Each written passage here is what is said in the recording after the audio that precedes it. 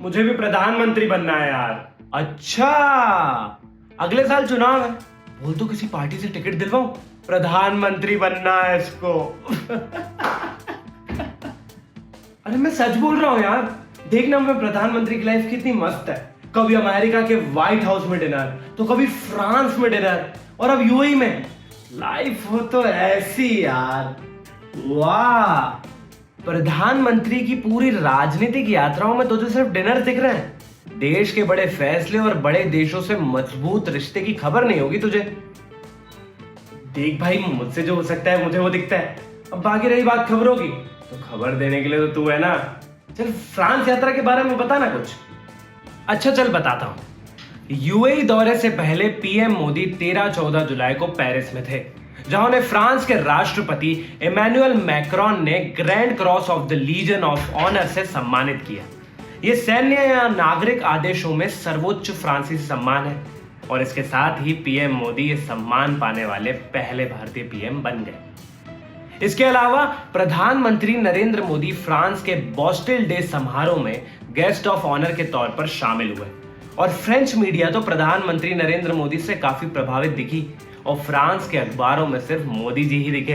French media ने भारत के प्रधानमंत्री नरेंद्र मोदी को फ्रांस की ओर से दिए जा रहे सम्मान का जिक्र करते हुए उन वजहों पर फोकस किया है जो भारत और फ्रांस के बीच मौजूदा गठजोड़ को मजबूती दे रहे हैं। एक अखबार ने लिखा कि भारत में फ्रांस की छवि काफी सकारात्मक है। ऐसा इसलिए भी है कि जब 1998 के पोखरण में परमाणु विस्फोट के बाद जब सारी दुनिया भारत के खिलाफ हो गई थी, तो फ्रांसीसी राष्ट्रपति जाक शिराफ भारत के साथ मजबूती से खड़े थे। यहां फ्रांस में मोदी जी ने कोई पब्लिक गैदरिंग पर नहीं बोला क्या? बोला ना, मोदी जी और भाषण परफेक्ट कॉम्बिनेशन है यार। भारतीय प्रधानमंत्री नरेंद्र मोदी ने फ्रांस में भारतीय समुदाय के लोगों को संबोधित किया था। इस दौरान उन्होंने विकसित भारत के सपने को साझा किया। उन्होंने कहा कि अगले 25 वर्षों में भारत विकसित राष्ट्रों की श्रेणी में शामिल हो सकता है। अपने संबोधन में पीएम ने राष्ट्रपति महात्मा गांधी से लेकर भारतीय संत तिरुवल्लुवर तक को याद किया। पीएम ने चंद्रयान 3 यूपीआई के क्षेत्र में भारत की उपलब्धि और गरीबी हटाने का भी जिक्र किया। कार्यक्रम में बोलते हुए पीएम ने कहा, आज का दृश्य अभूतपूर्व है। कहीं से आवाज आती है कि नमस्कार, तो लगता है कि घर आ गए। हम भारतीय जहां भी जाते हैं वहां मिनी इंडिया बना देते हैं। आज इस समारोह में बहुत से लोग ऐसे हैं जो 11-12 घंटे सफर करके यहां पहुंचे। इससे बड़ा प्यार क्या हो सकता है? बहुत सही है यार। और जो तू विदेशी समझौते की बात कर रहा था, फ्रांस में भी कुछ समझौते हुए हैं क्या? हाँ, भारत फ्रांस के बीच हुए समझौते ऐसे हैं। पीएम मोदी की फ्रांस यात्रा के दौरान रक्षा क्षेत्र में आगे सहयोग बढ़ाने के लिए समझौते किए गए। दोनों देशों ने स्कॉर्पियन पनडुब्बी निर्माण कार्यक्रम पर हस्ताक्षर किए। दोनों देशों के बीच रक्षा औद्योगिक सहयोग पर एक रोडमैप अपनाने के उद्देश्य से भारत पेरिस स्थित अपने दूतावास में डीआरडीओ का एक तकनीकी कार्यालय स्थापित करेगा। इंडियन ऑयल और फ्रांस की टोटल कंपनी के बीच एलएनजी के आयात को लेकर दीर्घकालिक समझौता हुआ।